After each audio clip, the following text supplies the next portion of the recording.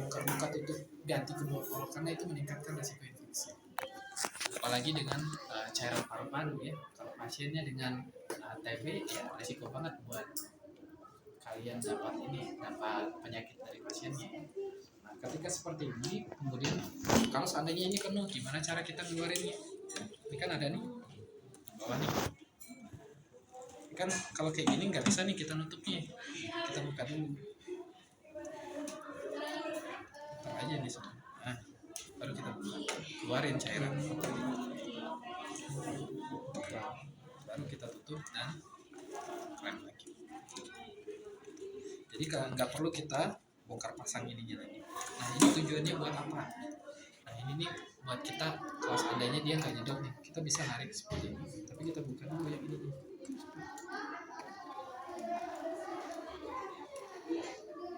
Nah, buat kita mompa secara manual yang ada di lapang paru ini bisa digunakan.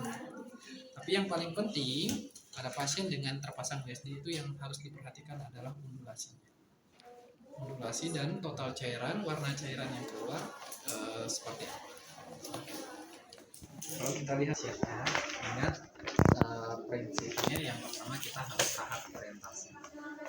Sudah pernah belajar nanti ya terkait dengan tahap orientasi, kemudian tahap kerja dan tahap terminasi atau dokumentasi.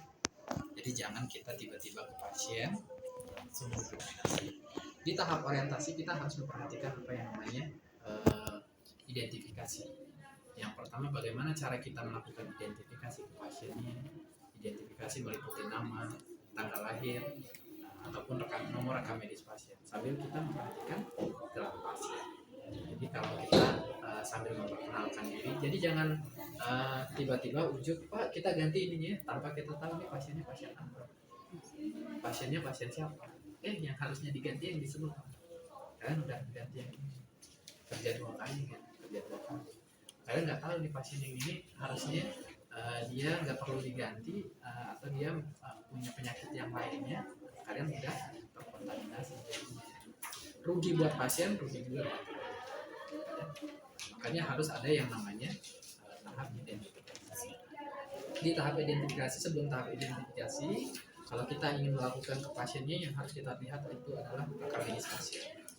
Apa diagnosa medis pasien? Misalnya diagnosanya yang tidak pasien-pasien dengan dia tidak memiliki penyakit menular dengan cara melalui cairan ya, contohnya kayak hepatitis ataupun dengan penyakit HIV gitu ya, harus diperhatikan yang seperti itu. Jadi supaya kita lebih safety ke pasiennya dan pasiennya juga tidak menularkan yang namanya infeksi kepada kita. Kemudian baru kita lakukan persiapan alat terlebih dahulu. Apa aja alatnya? Nah, dibaca. Kemudian ada pinset. Pinsetnya itu ada pinset chirurgis sama pinset anatomis. Kemudian boleh ada bukti ini boleh, tapi nggak boleh yang kayak gini. Ini nggak boleh ada di dalam sini. Karena apa? Karena prinsipnya yang ada di dalam ini itu prinsipnya steril. Kalau sudah masuk ini bukan steril lagi, dia sudah bersih. Nggak bisa kita harus ambil yang baru. Ini harusnya dibuang ya. Ini tuh nggak jarang nih, nggak boleh. Nggak tahu kenapa kalau di Bandung Timur ini nggak pernah dipakai. Atau kalau di rumah sakit lainnya, kalau kita lebih suka pakai yang ini. Jadi kita bisa tahu kebocoran, kalau ada kebocorannya di mana. Kemudian kalau ada plebitisnya seperti apa. Jadi kita lebih bisa melihat. Nah, kalau kita pakai yang ini, kita nggak tahu nih dia bocor apa enggak, dia rembes apa enggak, dia ada plebitis atau enggak. Nah itu udah nggak bisa tahu apa. Terus yang ini juga rawan untuk iritasi, apalagi dengan luka-luka yang dia luka terbuka. Ini sangat rawan untuk iritasi pasien dan bisa untuk menyebabkan terjadinya infeksi. Jadi ini nggak boleh di dalam. Kalau mau digunakan mangga silahkan. Kalau nggak ada lagi ya, kalau nggak ada lagi yang ini, yang hipapik ini, kalau nggak ada yang ini boleh silahkan lah. Darurat mau gimana lagi ya? Di rumah sakitnya cuma ada ini yang udah pakai. Terus ini betadine nih. Sebenarnya betadine ini boleh digunakan kalau pasiennya kita melakukan perawatan di area luka. Nanti kita gunakan di area perawatan area luka. Kemudian harusnya ada NaCl. Di NaCl ini alkohol. Sebenarnya alkohol ini tidak terlalu terpakai ya, tapi ya sudah sebagai apa namanya pelengkap, karena kita nanti akan menggunakan lebih banyak menggunakan NaCl dan betadine. Kemudian di sini ada yang namanya antiseptik gel ya, atau hand sanitizer.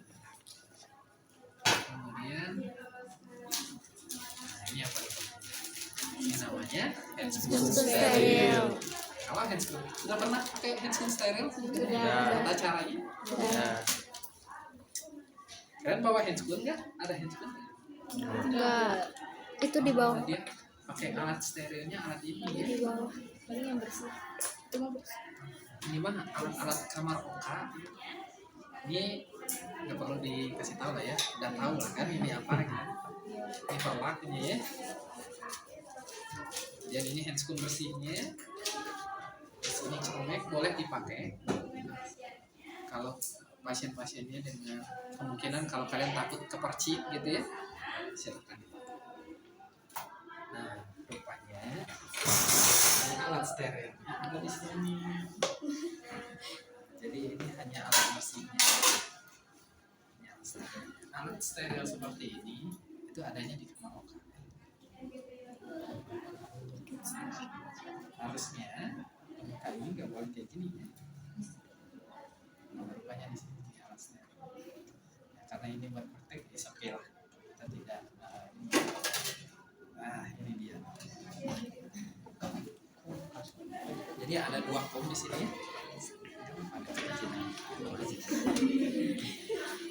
Ini ada kasa, kasa steril. Harusnya kita juga nyiapin kasa bersih 1, karena kita bakal ngebuka itunya lukanya. Terus ini jarang banget nih, ini jarang banget kita pakai video. Kita udah nggak pakai ini lagi untuk perawatan. Nah ini yang tadi ya, pinset ini, pinset anatomis, kemudian ini chirurgisnya. Tahu kan beda anatomis dan chirurgis? Harusnya tahu ya. Ya mungkin nggak tahu. Ini apa namanya? Bengkok. Bengkok. Ada 2 juga nih bengkok nih. Oke. Ini satunya untuk NaCl, satunya untuk betadine. Harus kita manfaatkan yang ada. Anggap aja sekarang kita akan melakukan praktek ke pasien.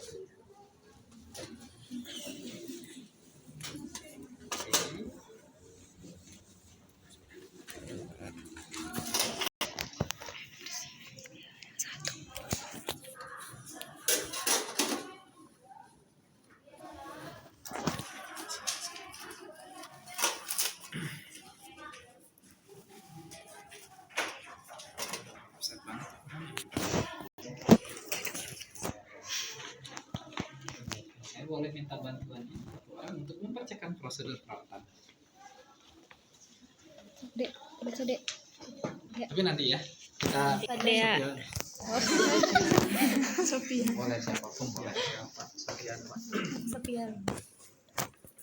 Selamat sore Bapak, perkenalkan saya perawat Tommy. Hari ini kita akan melakukan perawatan luka dari selang yang menempel di area tubuh Bapak.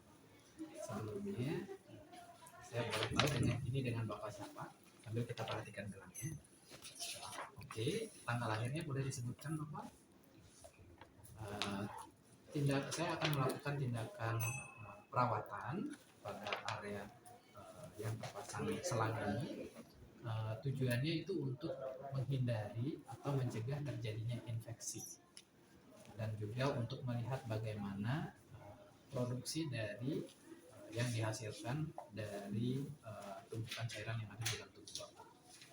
Nah, sebelumnya apakah Bapak bersedia untuk dilakukan tindakan ini? Kalau sudah bersedia, oke kita lakukan tindakan. Oke Pak, saya siapkan alat-alatnya terlebih dahulu. Kemudian kita dekatkan pasien, kita dekatkan, jangan lupa cuci tangan. Berapa langkah? 6. 6 atau 7? Boleh 6, boleh 7. Jangan lupa 5 momen cuci tangannya sebelum dan pada saat kita mau kontak, 2 sebelum 3 sesudahnya. Kemudian kita dekatkan alatnya. Kita buka terlebih dahulu. Jangan lupa ya, jaga privasi Pasien. Jangan kita ngebuka ini kalau pasiennya cowok, tapi nggak boleh juga ya, harus tetap dijaga privasi. Kalau pasiennya cewek, kita lagi ngebuka kayak gini kan kasihan banget beliaunya.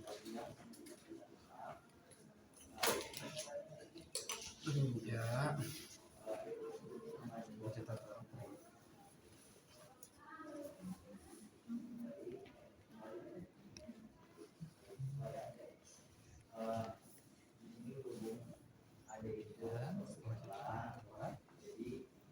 Harusnya ada bengkok yang buat yang kotor aja, kita taruh di sini. Kemudian kita pakai handscoon yang bersih. Jadi jangan lupa untuk cuci tangan lagi. Harus pakai handscoon bersih. Kalau pakai handscoon bersih nggak perlu konsep steril ya, bebas. Jangan lupa aksesoris yang ada nempel di tangan nggak boleh. Gelang, jam, cincin semuanya harus dilepas. Ini anggap aja udah lepas ya. Anggap aja nggak kelihatan. Ada. Kemudian kita ambil kasa. Ini harusnya ada kon satu yang ada di dalam pakai ini. Karena ini harusnya steril kan tadi ya, tapi ini dianggap bersih ya. Harusnya ada satu kom di sini, kita masukin apa namanya NaCl-nya ke dalam kom. Jangan lupa yang paling penting bak sampahnya. Jangan lupa ya. Setelah kita pakai ini kasa NaCl, baru kita buka.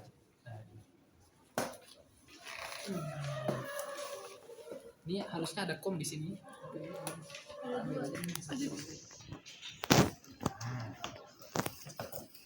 Sekarang kita buka. Ini harus kita bukanya seperti ini ya, sambil kita dorong pakai kasa yang NaCl. Karena apa? Karena ini nyeri. Apalagi kena ini ya, bulu tangan atau rambut tangan. Nah ini nyeri banget, suka sakit. Bukanya dari bawah, kita buka dari.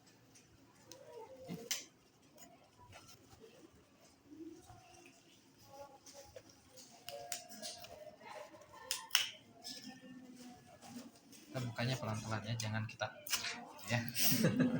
Kalau nangis ntar pasiennya, aduh kenapa sakit ini.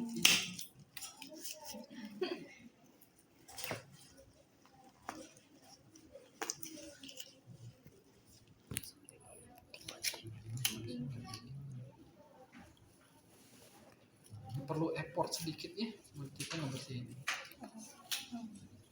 Nah, terbuka kan? Iya. Kita lepas handscoon yang ini, cuci tangan, lalu kita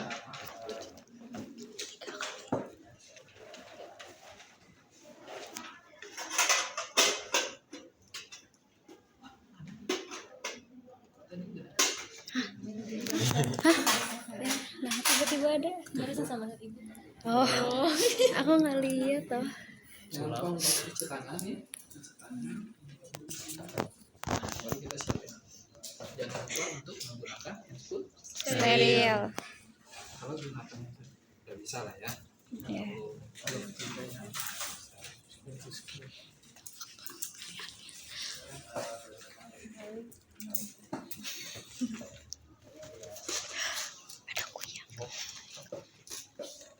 harusnya tadi lupain stepnya. Pasti jangan pakai ini dulu. Siapin ini dulu. Tuang-tuang Sama yang tadi. Baru kita pakai hand. open yang stepnya. Ini anggapannya udah karena udah habis. Dia insert sirologis dan anatomis. Masukin ke cairan NaCl.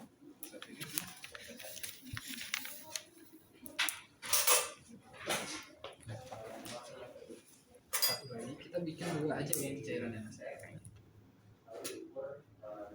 Setelah kita bersihin,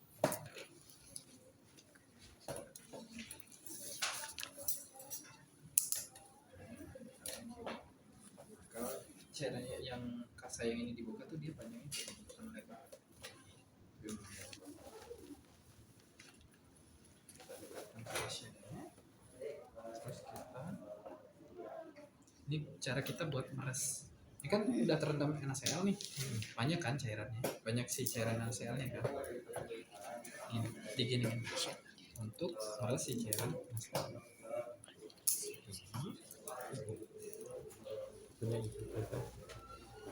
Baru kemudian kita bersihkan area yang ada di sini.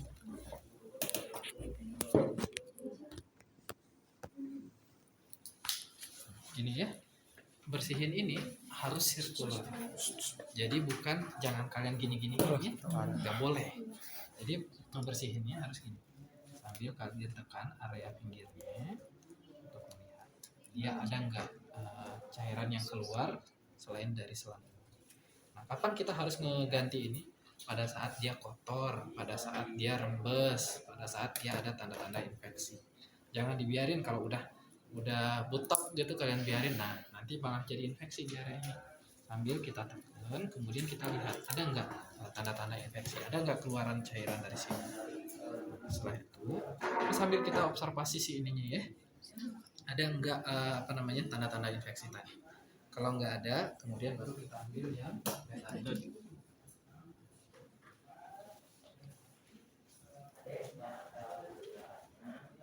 Harusnya untuk ini baru benar hasilnya. Nah ini sama ya, sirkular di area. Kemudian ingat ya caranya, yang jalan ke bawah itu yang satunya tetap di area steril. Ya. Dan seterusnya. Beres, baru kita ke satu lagi. Ini kan udah pakai ini tadi nih, cairan NaCl, kemudian cairan betadine, yang terakhir kemudian kita bersihkan dengan NaCl. Jadi NaCl, betadine, NaCl. Baru kita bersihkan. Baru jangan lupa di area selang. Jadi area selang ini pun kita harus bersihkan. Sambil kita dorong ke bawah. Kita ngebersihkan area selang. Masuknya ke sini. Dan masuk ke sini. Jangan digini-giniin lagi ya. Berarti dia udah nggak bisa lagi dipakai. Jadi kalau kita naruh ke sini udah nih. Nah, terus kan ini udah bersih nih. Nah, kita observasi ada nggak tanda-tanda infeksi. Tanda-tanda infeksi apa aja? Rubor, Kolor, dan tumor.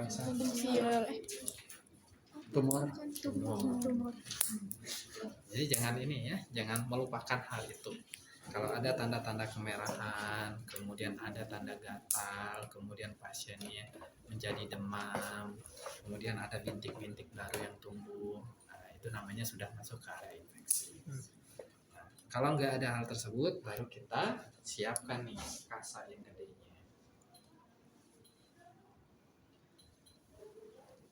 Kasa yang gede.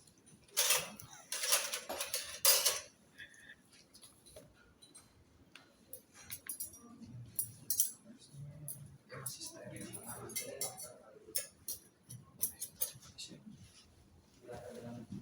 Kalau kita pakai kasa yang ini,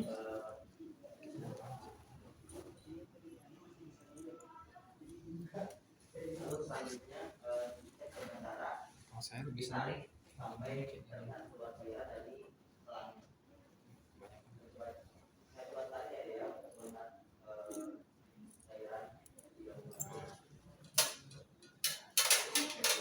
udah ada kasa kayak gini, baru kita ambil, ingat ya, ambilnya pakai ini pinset tadi, ambil pakai pinset, baru kita peling. Nah, ini kasanya boleh pakai betadine, tergantung instruksinya seperti apa ya. Boleh pakai betadine, boleh juga enggak. Karena kalau pakai betadine kan dia tentu merah-merah kan. Nanti nggak kelihatan ada rembesan atau enggak. Kalau nggak pakai ini juga nggak masalah. Ini pasangnya kayak gini. Nah, jadi kan nggak perlu kita ini. Cukup nggak satu, harusnya dua aja sih. Pakai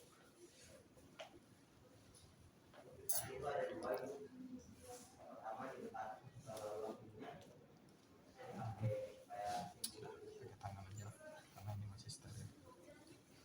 Nah, ini. Nah, gini. Nah, jadi dua, jangan cuma satu aja gitu ya. Nah, ini udah nggak dipakai, yang manis ini. Lalu kita ini tahap akhir, terlalu kecil itu. Terlalu kecil. Harusnya dua kayak gini. Jadi cukup belah tengahnya aja. Karena ini udah ini.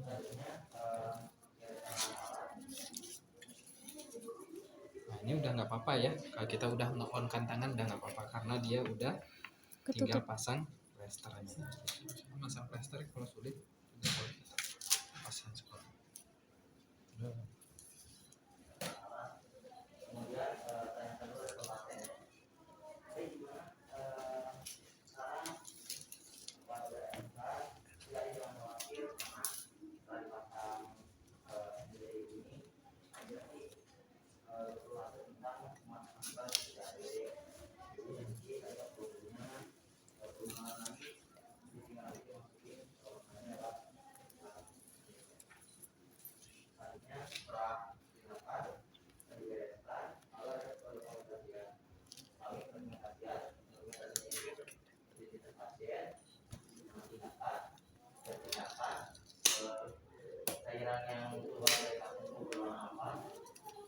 Beres deh perawatan area ininya, belum ke bawahnya.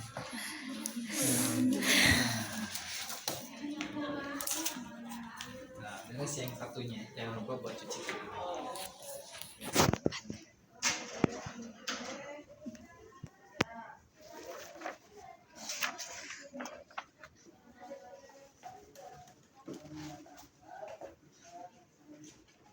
Oke, selanjutnya baru kita turun ke sebelah sini. Ini nih yang masalah. Perawatan selang ini kalau kita mau ganti ya, ini tuh harusnya selangnya ini tuh ada penutupnya kayak konektor untuk empus. Jadi dia kalau kita buka kayak gini dia nggak akan keluar. Nah, harusnya ada yang seperti itu, tapi nggak ada. Anggap aja ini udah ada ininya ya. Kita ganti nih kalau udah penuh. Nah, ini kalau botol. Kalau kita pakai botol yang baru, karena ini pakai selang, jadi si selang ini tuh harus kerendam minimal 2,5 cm. Jadi dia harus kerendam. Nggak boleh dia ngambang di atas kayak gini. Nggak boleh nih. Ini harus kerendam nih. Nah, ini botol nih, misalnya nih. Nah, ininya harus kerendam. Minimal dia harus kerendam ini. Jangan sampai dia ngegantung kayak gini. Nah, nanti nggak akan ada yang namanya undulasi. Kita akan melihat yang namanya, yang penting buat kita itu undulasinya. Kalau dia kegantung nggak kelihatan, ya kan? Jadi ininya harus kerendam. Supaya apa juga? Supaya kalau dia nggak kerendam ininya, yang satunya, ini bakalan masuk si udara yang bakalan balik lagi ke paru-parunya. Nah, bukannya keluar tapi masuk lagi, memperparah kondisi. Tapi kalau dia kerendam, jadi si udara itu keluar dan dia nggak bisa masuk lagi. Kemudian ini jangan lupa ya, perawatan ini pun kita harus pakai handscoon. Nggak boleh langsung main buka-buka. Kita pakai handscoon, anggap aja udah pakai handscoon. Males banget saya pakai handscoon. Anggap aja udah ya, udah pakai handscoon. Terus kita ambil kasa dengan yang dia sudah ada di kasa NaCl. Kasa NaCl. Terus kita buka. Kemudian ambil alkohol swab disuapkan di sini di area ujungnya. Baru kita ganti ke yang baru. Ini udah nggak kepake, ambil yang baru, pasang. bersihin. Terus jangan lupa ini ke bengkok dan ambil papik yang baru. Papik yang baru.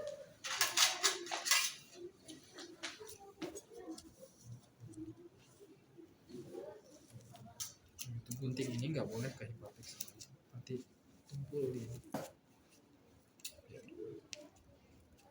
Tutup gunting nggak boleh baru ya.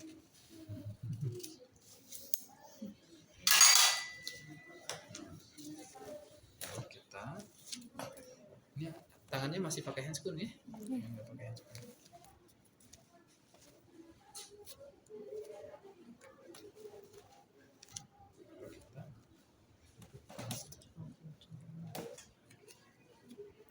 Biar apa? Biar udaranya, biar dia nggak bocor.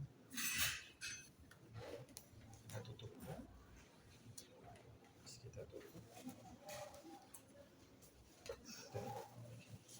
Udah bersih, rapi, baru kita kasih tahu pasien Bapak. Terima kasih banyak Bapak. Ini untuk tindakan perawatannya sudah selesai.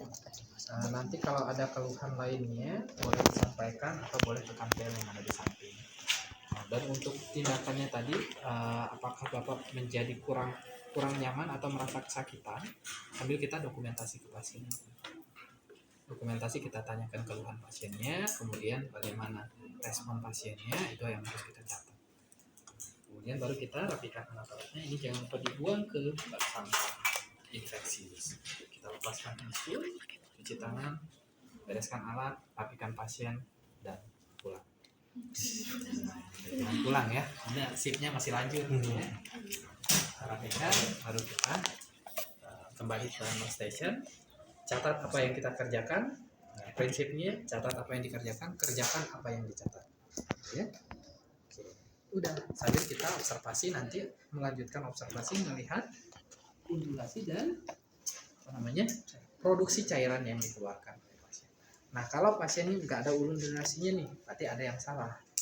Nah, berarti kita harus melihat, boleh bisa aja nih, kalian ngelihat undulasinya, ininya masih kalian klaim. Ya wajar-wajar nggak akan ada undulasinya, nggak keluar-keluar gitu ya. Nah, padahal ini hal yang sepele, klaim kayak gini. Niatnya kita ngeklaim, terus kita ngebuang produksinya nih. Terus kita setelah itu nggak kita buka-buka lagi klaimnya. Kok nggak ada undulasinya, kok nggak ada produksinya. Nah, di sininya yang nyangkut. Ya. Padahal hal sepele seperti ini bisa membuat pasien mengalami perburukan. Harusnya darahnya keluar atau pusnya keluar atau cairannya keluar, akhirnya nggak keluar, numpuk lagi di dalam. Ini harus tetap dibuka dan udah beres. Jangan sampai di bawah ya, sama ini. Jangan sampai di lantai gitu ya. Atau kayak gini nggak boleh ya. Ini harus digantung. Karena ini kalau dia di bawah, dia akan ada yang namanya port the entry untuk infeksi. Jadi jalur masuknya infeksi ke tubuh pasien. Oke, sampai di sana ada yang mau terlebih dahulu? Pak, nanya Pak, kalau untuk itu teh sekali pakai ke pasien bisa kalau yang ini ya? dicuci nggak perlu dicuci. Karena ini bedanya dengan yang botol itu nggak ada tempat keluarannya. Kita harus ngebuang si cairan, kalau dia udah penuh harus kita ganti botolnya. Tapi kalau ini dia udah ada ininya tadi nih, keran bawahnya nih untuk ngeluarin. Kalau kita ngeluarin ini cukup kita ini aja klaim ininya, baru kita keluarin. Udah beres. Beres kan? Kalau pakai botol ya kayak gitu tadi. Kalau kita mau buat ngeganti ininya harus sama satu botolnya, harus sama bareng-bareng sama botolnya. Nggak boleh cuman kita keluarin terus kita masukin lagi. Nah, nggak boleh kayak gitu.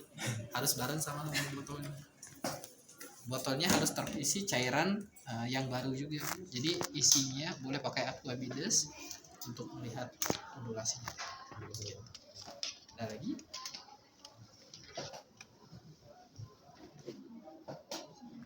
Maksimal buat ngebuang cairannya atau udah penuh aja?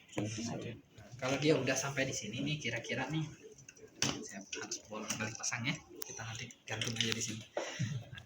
Kalau dia udah sampai di sini nih, jangan sampai dia naik ke atas, karena dia kalau udah kelebihan, dia nanti bisa masuk ke sini. Nah, si undulasinya itu harusnya dari dia bersih, terus dia sini, jadi mampet undulasinya, nggak kelihatan.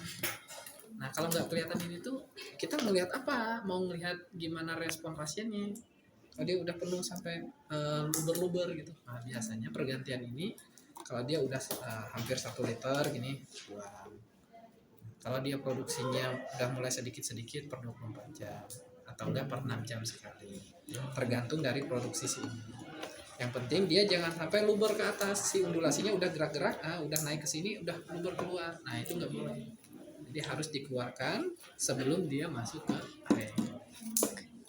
Nanti dia udah masuk ke sini, nah masuk lagi ke sampai keluar nanti. Nah, yang bagus. Terpaksa kita harus mengganti ke yang baru. Ngeganti ini adalah barang yang mahal. Kasihan pasiennya dapetin barang yang mahal gara-gara kesalahan kita. Oke, ada lagi? Berarti sering pisan ganti. Awal mah. Di awal-awal mah sering. Kalau produksinya banyak kita harus mengganti. Tapi kalau produksinya sedikit, ada lagi? Pak, tadi kan yang ada waktu ngegunting kasih itu tangannya masih steril. Kalau kita udah ke tahap kasa itu nggak apa-apa, itu udah on nggak apa-apa. Kedua-duanya. Nggak bunting kasa ya? Oh sorry, kirain bunting hipokrit. Kalau kasa itu masih steril ya, masih steril. Kalau kita bunting kasa kan kita tangan kita masih steril, alat di dalam juga masih steril. Nggak apa-apa kita pakai. Yang penting Kamu tuh sekat di mana ya? kita Itu nanti sampai bawah. Maksimal boleh kita Jadi ambil. yang bawahnya loh. Cuma itu kan nggak ada. Yang penting ininya kan harus steril. Nah, kalau kita nempelin ke pasien, berarti yang ditempelin kan satu tadi, tangan yang dominan. Berarti yang on itu adalah di Kanan. pinset yang Kanan. berarti pinset yang kanan nggak bisa kita pakai karena dia udah on. Kalau untuk ngegunting ini, kita boleh ambil, kan ada pinset. Boleh kita ambil satunya, enggak buat mereposisi. Kita gunting seperti ini. Jadi kita nggak perlu dua, satu buat gunting, satu buat ini. Setelahnya, kalau kita masih ada atau bisa pinset yang lainnya, boleh kita ambil yang baru. Tapi kalau nggak ada, boleh kita pakai yang ini. Karena kita nggak masukin ini ke dalam lagi. Maka tangan si yang on, yang pinset kanan tadi kan, kita tempelin dan seterusnya. Jadi si pinset cuma satu yang on. Jadi cuma satu aja yang on, sisanya enggak. Nah, makanya sebelum kita ke pasiennya itu harusnya dari gunting dipersiapkan.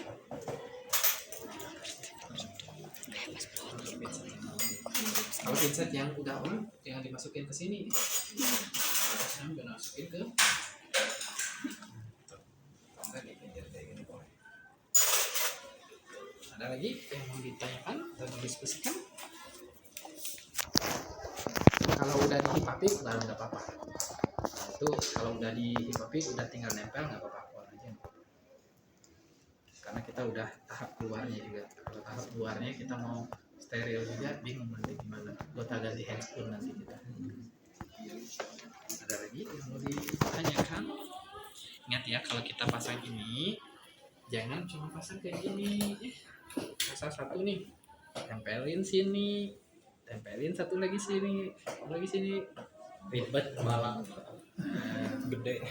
gede nonjol di pasiennya. Tempelin aja kayak gini, dia akan lebih ngepres. Nah kan dia kayak gini, tempelin satu lagi dari atas, udah